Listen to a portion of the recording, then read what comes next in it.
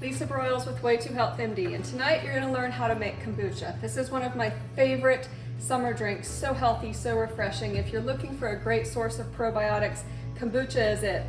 Making it at home tastes better and is more economical. I've been making it for years, highly recommend it. You can make it as often as every 2 weeks. I make it about once a month, but it's up to you and how fast you drink it. So there are two different kinds of kombucha. I do use a traditional scoby, which is the mushroom that is living, and it's not a mushroom, but it looks like a mushroom or a jellyfish. You add a scoby that you either purchase, I buy mine from Kombucha Camp, or you get one from a friend. So you plop that into some tea. I use black tea and white sugar. That's the kind my scoby needs. You can also make kombucha with green tea and honey.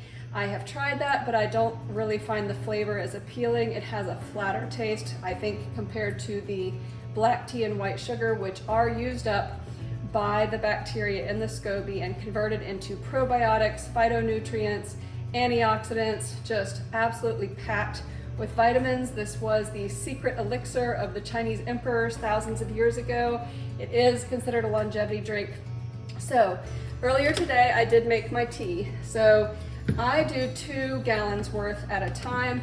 I bought a kraut pot, so you can make sauerkraut or kombucha from this with a little tap here. I bought this online.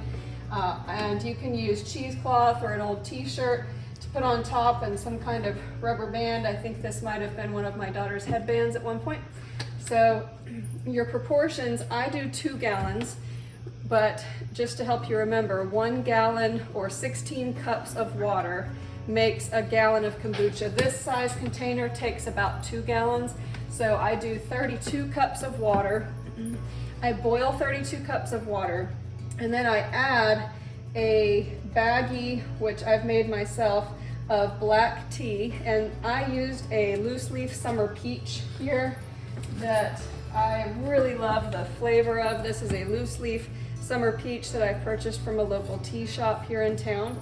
So I stuff my tea bag full of summer peach, plop it into my 32 cups of water, or 2 gallons, let that boil, take it off the heat, let this tea steep for 20 minutes with your tea bag in it, and then take it out and add your sugar. So you need 1 cup of sugar for every 16 cups or 1 gallon of water. So my 2 gallons has 2 cups of sugar that I've stirred in and it's dissolved. And then I've been letting this cool through the day today. It has to be lukewarm. If your tea is too hot and you pour that onto your scoby, you will kill it. So make sure that your tea is lukewarm.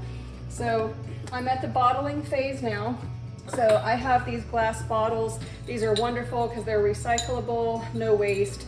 So you can put these in the dishwasher if you just remove the little rubber caps and then put them back on.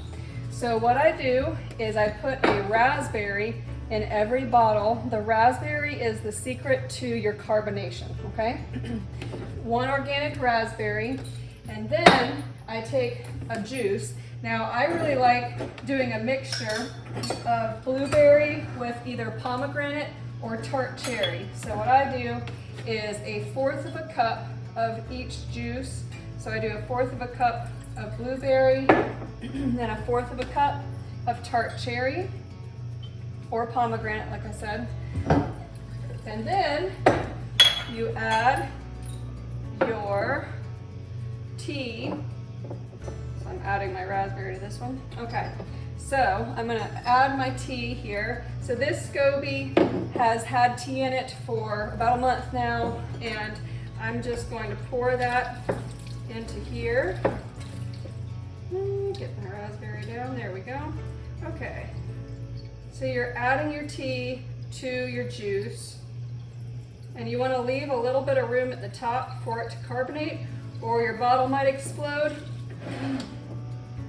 So I leave about an inch in the top, and then you have your bottle, okay? And you can buy a glass writing marker, and then I usually write the date and when it was bottled and what kind of kombucha it is.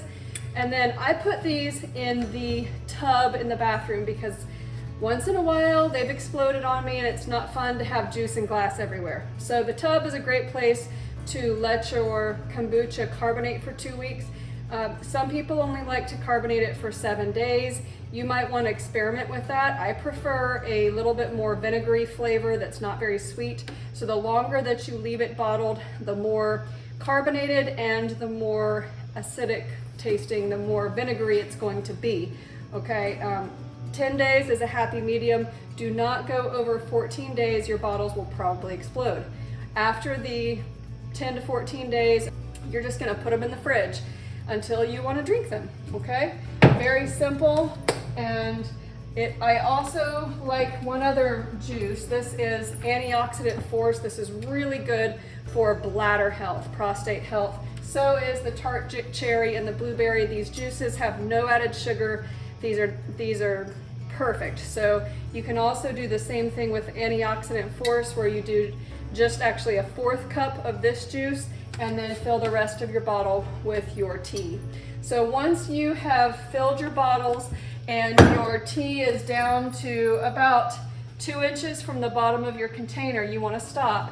And then you're going to add your fresh tea that you've just made. Mine's a little too hot still to add it. You take a big funnel and you plop it in the top, and then you just pour your tea into here until you get to the top.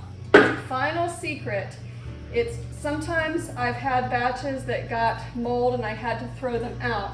And one of the ways to prevent from getting mold is to pour just a splash of apple cider vinegar, preferably apple cider vinegar with the mother, on the top of your scoby and tea, and then you let that sit. Now your scoby and tea can sit for 2 weeks minimum, and then you can brew it another batch and bottle, or you can let it sit. If it's gonna be sitting for longer than a month, I do recommend adding a little bit of apple cider vinegar or a little bit of fresh tea to keep your scoby alive.